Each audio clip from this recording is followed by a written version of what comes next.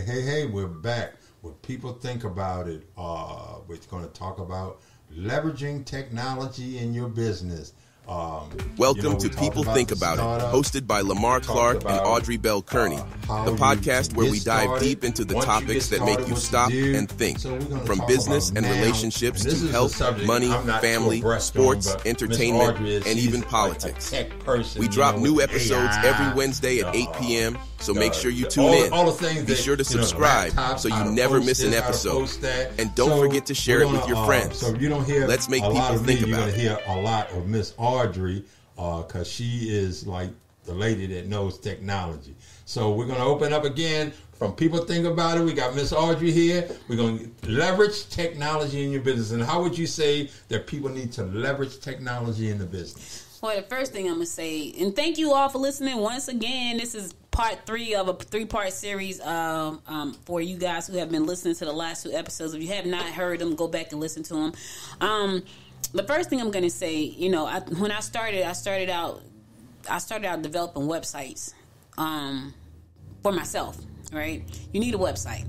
And I know for a lot of people, they think that Instagram is their website. It's not. TikTok is your website. It's not.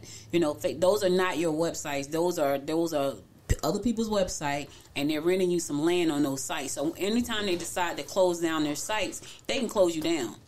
I've heard people who put their whole business on Facebook or TikTok or Instagram or YouTube, and you made one violation that 9 times out of 10 they can't even tell you what the violation is. They just say you violated something, and then they shut you down. So the first thing I would say for you to leverage your leverage technology is to make sure you have your own website. Now, the other thing I would say is to make sure that you have your own email newsletter. You want to own your emails. Because that's what you do own. Like those, you can talk to those people over and over again. Now, what was interesting, this happened to me the other day. I have a newsletter I have a bunch of them, but the one I'm talking about now is called The Bookpreneur. And I was so excited when I started using this platform called Beehive. It's a great platform. Like you go in there, you do your newsletter, you click a button, and it turns the newsletter into audio.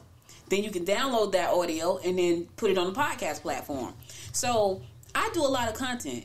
But what was interesting, I got an email. I'm getting ready to do Good Morning Georgia. I get the email. I'm like, where's my website? Where's my Bookpreneur site? It was down. It says you had a violation. I'm like, wait a minute, hold up a second. I got a violation. So instantly I got annoyed, and I hit LinkedIn because I knew the owner on LinkedIn. He became my friend, and I hit the email like, look, my website is down. I haven't violated anything. I need it back up, and I had just upped my program because I ran out of spaces for my email list, and so they put it right back up. But even with that, I realized I don't even own that.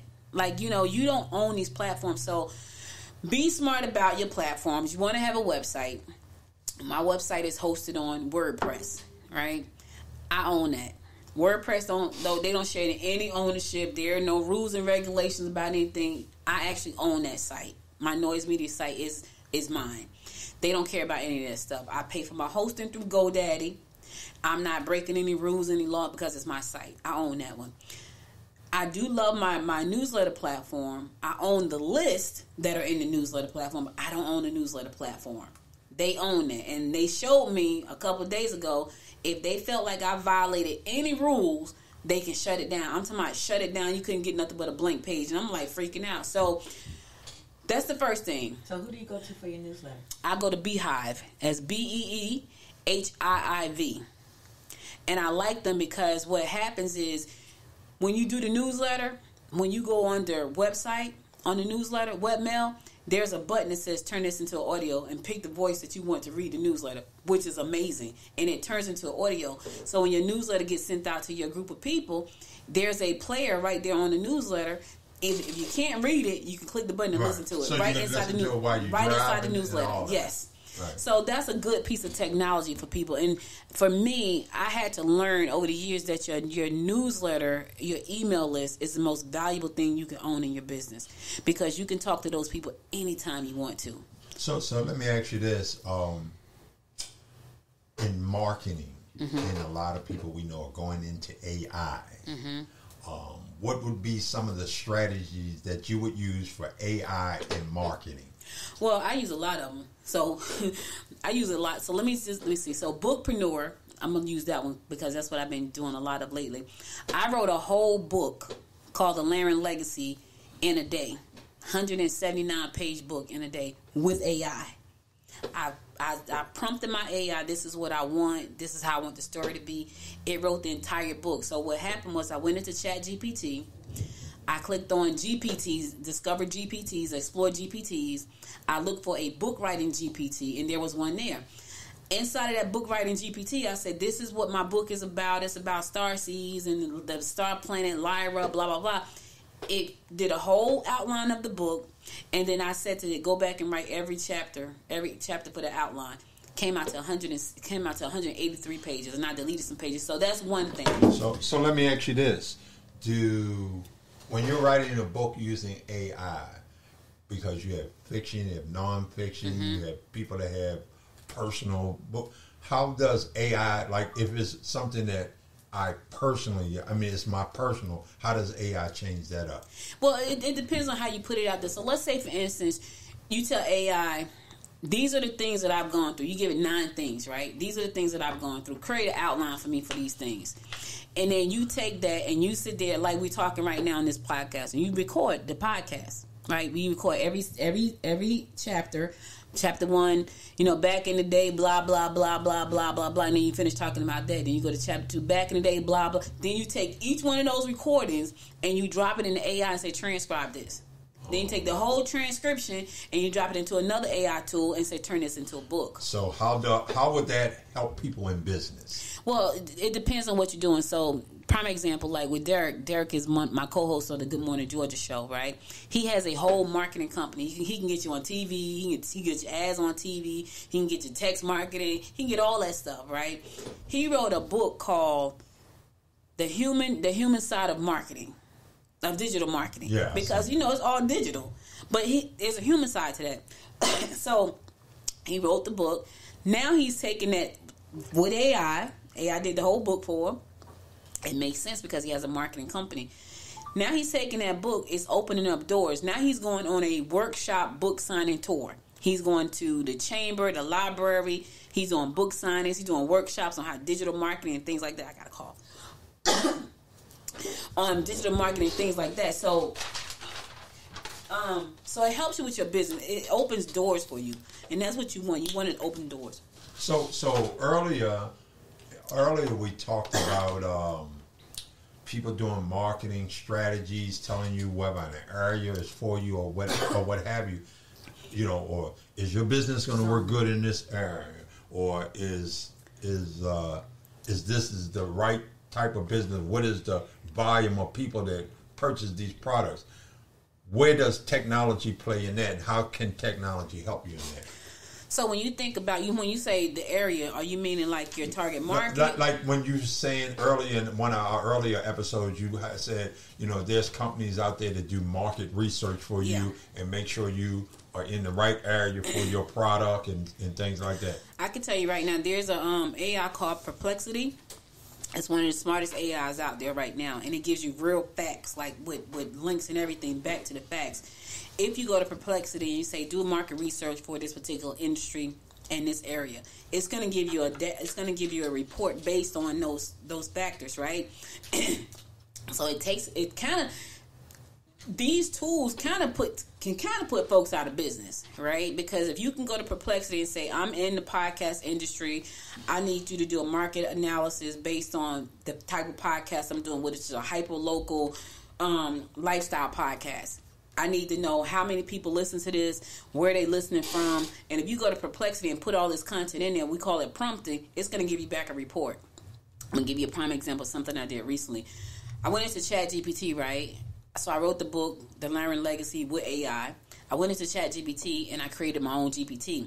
I said to my GPT, I want you to act as a pitcher, a podcast pitcher, because I want you to pitch me to 25 podcasters, and I want you to send them my bio, my picture, my book cover, and a link to my Amazon account to all 25 of them. And I said, when can I expect the report back? They said in 48 hours. That's the AI. Okay. I don't have time to sit there and look for 25 podcasters. I'm going to let you look for it, AI, and come back to me. So it's called a pod pitcher. So it can help you in so many ways. It can help you with productivity. It can help you with marketing.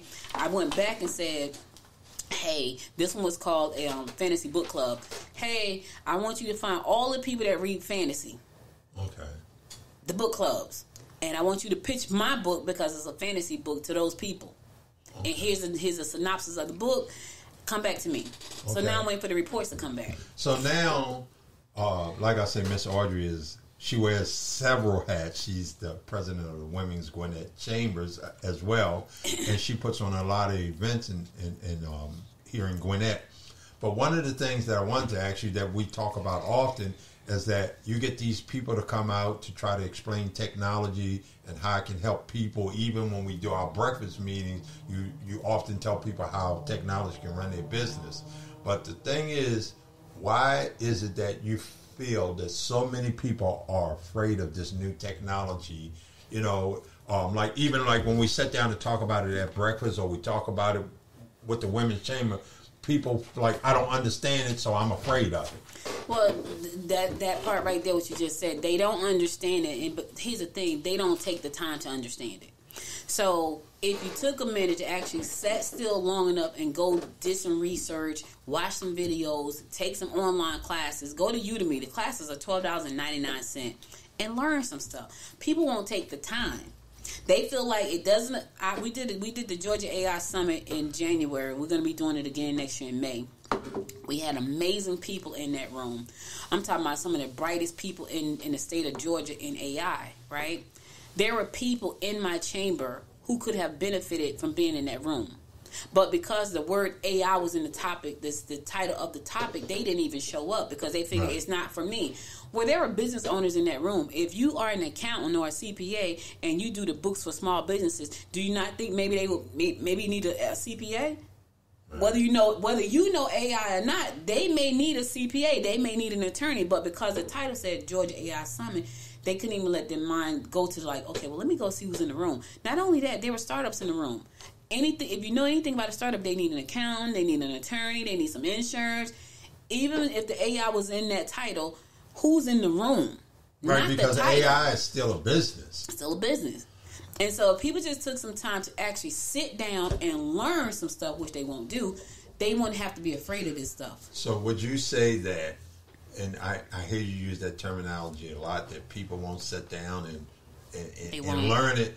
Do you think that because we live in an instant gratification society that people attention span is not long enough to sit down and, I mean, I'll be frank with you, like I'm one of them people, man, if I get in front of something and start reading, I'm going to fall asleep. No, I feel like people pay attention to the things that are important to them. You watch YouTube all the time because you said it. Yeah, I watch YouTube. I really probably stay on my computer playing games for anything. But okay, so I watch YouTube all the time to the point where I was talking to Derek yesterday, and I said something about YouTube, like, yeah, because it has commercials. I like, not my YouTube. He said, you pay for YouTube? I said, I don't like commercials. I want to watch my YouTube in peace. So I don't have commercials because I pay for the subscription, right? But people spend time on the things that are important to them. And it's me too. Like, if it's not important to me, I ain't spending no time on it. I don't care how good it is. I don't care. And I'll tell you about my weight, right?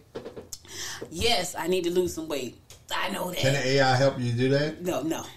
AI can't help me do that. Yeah, I ain't messing with Gove either because it's messing some folks up. I know I need to go lose some weight, right? I know that. I know every time I get up, my knees cracking. Here's the thing. Should that really be important to me? Yeah, it should be. How much time do I spend on that? Probably like not much, right? But when you ask me about my business, I spend a lot of time on that. So in listening to you, and we're here talking about technology into your business and everything, it seems to me that, like, if you have a business that carries a lot of inventory, AI is the greatest thing in the world to have to control your inventory. It is, but then the people that's controlling the AI needs to understand how to do that. Like, I give a prime example. One of my friends, she works for a company, and they have a very antiquated system, and they struggle with stacks and stacks of paper because they want to adopt the new technology to help them be more efficient with managing inventory. And they had the business is all inventory, like they supply Amazon. So you know how much much inventory they got to send out to supply Amazon, but they won't even take the time to put the necessary tools in place and make their staff more efficient, so they don't have to worry about like the staff being pissed off and papers getting lost. They won't do it. But then they could lose staff too once this AI kick in. If they got 20 workers, they could end up with 10. They could, because I remember listening to this young lady talk about, she said she had she said she felt like AI is not going to take jobs, and she wanted her customer service to be 24 hours, answer the question in 24 hours. So she had a paid employee that was supposed to answer the question in 24 hours. The girl said she couldn't. She could do it in 48. That wasn't good enough for her. So she sat down and created a smart assistant, and the smart assistant answered the questions in minutes, right? She said, I had to look at that. She said, the smart assistant is answering in minutes. My human is answering in 48 hours. I'm paying my human $1,000. My smart assistant calls me 60. Right. I mean, and she had to let it go. We have to realize this, that it's probably to most people advantage, to their benefit as in business in today's world to adapt this technology, because even when you go to the grocery store, you go to Walmart, you scan your own groceries. I mean, like they got a camera that will come on, and like if you walk away with something and you didn't put it in that bag, they know it. Let me tell you something. We were at a Walmart in Mississippi, right? I had never the cash. They had like 2 cashiers, but they didn't have any cashiers. They had the automated registers, and they had a few people that was. Right. So it was a circle. So you walk around in a circle, and you walk around like this in a circle, and it was all these automated registers, and you had a couple of people that's just walking around. You okay? You okay? That's all they had. And that's what most of these Walmarts are converting to. And I was like, we were in Mississippi, so I was like, wow. So I think they should give us a discount, because now we're the cashiers. No. Not only are they not trying to give you a discount, they're trying to charge you a fee. They're trying to charge you a membership fee to go through the automated line. Did you hear that? Yeah, I heard some changes about the. I was like, that's crazy. So you talked about Chat GPT. Mm-hmm. How does Chat GPT play into small businesses? It plays a lot. So AI has been around for a long time. We all got a good whiff of it back in 2022, 2022, at the end of 2022, when ChatGPT bust on the scene with ChatGPT 3.0. Now we're at ChatGPT almost 5, but they got some kind of old one. So anyway, how it can help people is you can actually go there. You can create emails. That's the simplest way. You can have it write emails and put stuff in, sequences and things like that. But if you go a little bit further and create a GPT for your company, right? When you go to the My GPT tab, you can take all of the information off your website. If you got a website with a lot of information, you can feed it into the GPT and create a smart assistant. And then take that GPT and embed it back on your website.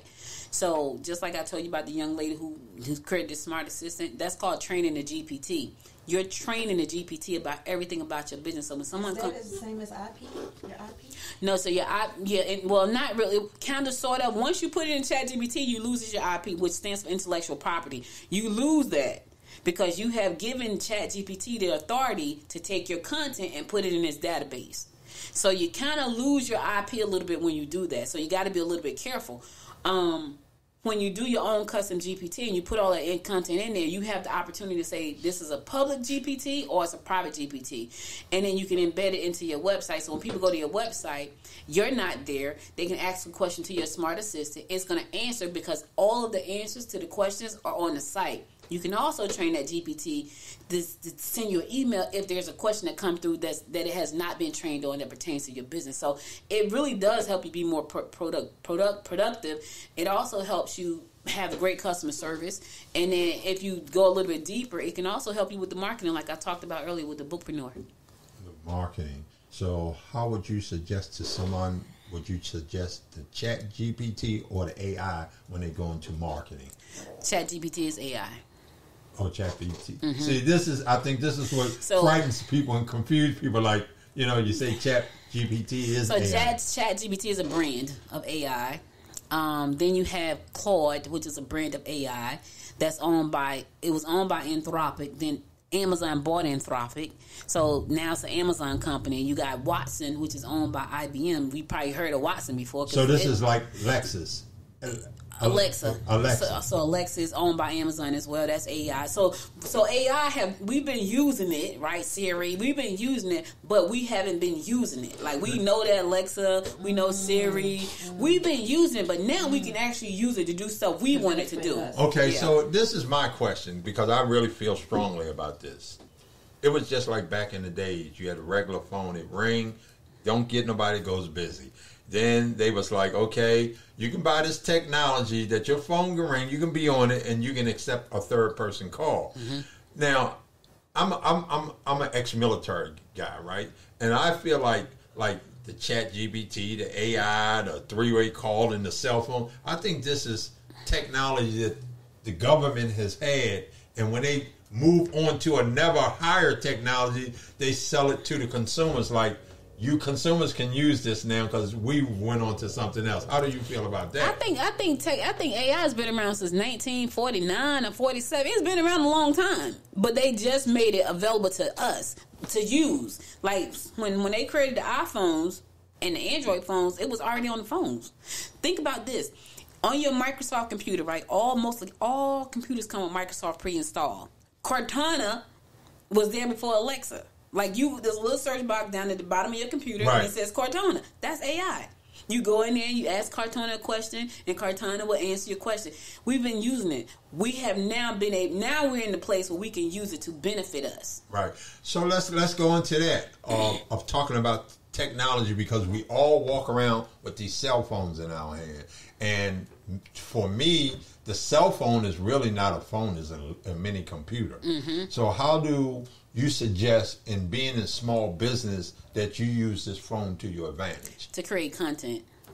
Like, for me, I have been using my phone ever since they told me how to get on TikTok and create, like, shorts and reels, and I do, like, audio rooms and stuff like that. Your phone is one of the best ways for you to create content. If you don't have a computer or you don't want to sit down in front of a computer, there are so many great apps. Like, my phone is loaded with apps. Like, my storage is probably a mess because I got every bit of 150 apps on my phone. That's ridiculous. But I use most of them, right? So you can use your phone to create content. You can use your phone to track your expenses. Like, I have a QuickBook app on here, so you can use your phone for that. I have my banking apps. I can go in there and look at all my bank accounts so I can see where the money's missing. You know, I call it missing. It's a storm brewing right now. I hit the weather button and it says, hey, we got a cyclone that's going to last until 10 o'clock tonight. So you can use the phone. You can use your... so how do you use your phone to market, though? To market your business? What would you say? Okay, let's say you're not one of those people that post a lot of content. Mm-hmm. So if you're not one of those people that post a lot of content, how could you use your phone for marketing purpose if you're not a person that... There's nothing. Cold calling. Oh, so you go back to the old fashioned. You got to go back. If you're not using it to leverage the technology, you need to be using it old fashioned. Can you make Chat GPT call people? You know, like if you create a GPT for it. So it would randomly call people. Yeah, they have platforms out there with that the AI will do your calling for you. Now you're gonna pay for this, about $97 a month. You're gonna pay for it. It ain't free. You can't use that with Chat GPT, but there are softwares out there, AIs out there that will do cold calling for you, and it's gonna cost you though.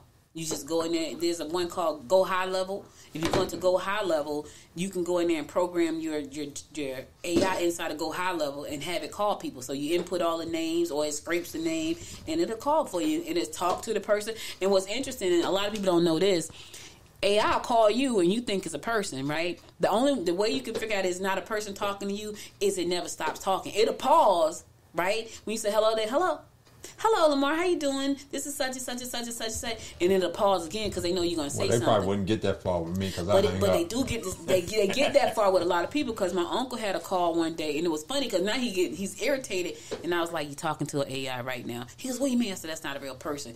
But it sounded real. It did the pauses. But that was somebody who had programmed it to call him to talk about Medicaid. a Medicare or whatever right, it was. Medicare. Right. So you have systems that are already out there. You're just going to pay a nice little penny for them. It will call. You can put telephone names and numbers in it. It'll call. You can put it in and go high level. You can actually put in a company name. It'll scrape the website and find the telephone number and the web in the address to the company, and then you can program it to call it. So my next question would be that when you talk about this technology, and we talk about people being afraid of the technology, right? And when people I think more people are afraid of it than for it. In business, how would you tell them to overcome their fears using the technology? Sit down and learn about it. Like, I think a lot of people are afraid because they saw our robot and they think that's what's going to happen. And do I think that could happen? I absolutely do think that could happen. But if you're going to use it for your business, you got to sit down and take some time to learn about it. And for a lot of people, it's not something that they care to learn. Like, they think it's boring. They think it's too technical. They don't care to learn. So instead of learning about it, they live in fear of it. And then they don't use it. And then they kind of get left behind. You know, so you have to, if you're not going to spend some time learning about it, somebody on your team needs to spend some time learning about it. You know, I heard a guy on Instagram say this: Kearney is in, and he said, you know what, Kearney is in. Look at Mark Zuckerberg. Yeah, Kearney's on the way. Kearney is in. Look at Ben. What's his name? Jeff Bezos.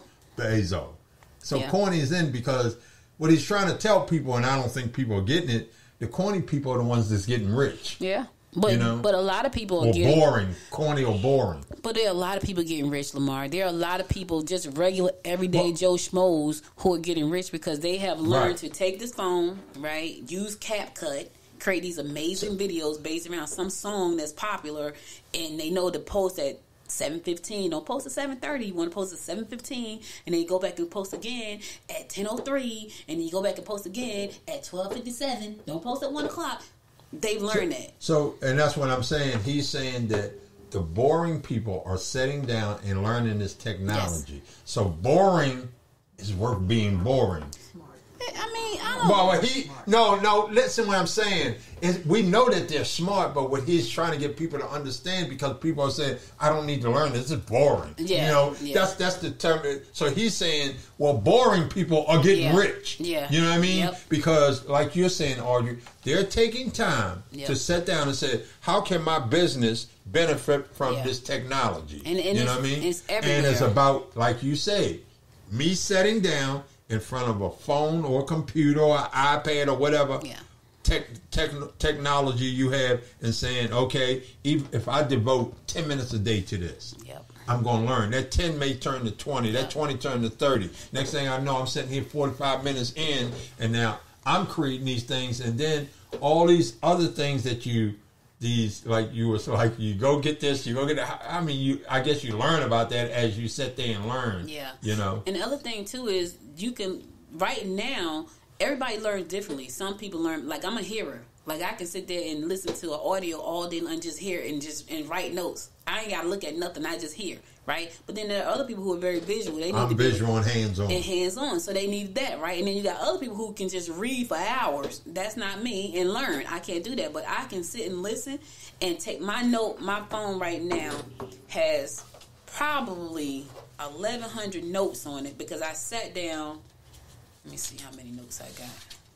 I got 1,140 notes on my phone, because I will sit and listen. I will listen in my car. I'll take notes while I'm doing that. I'm a listener.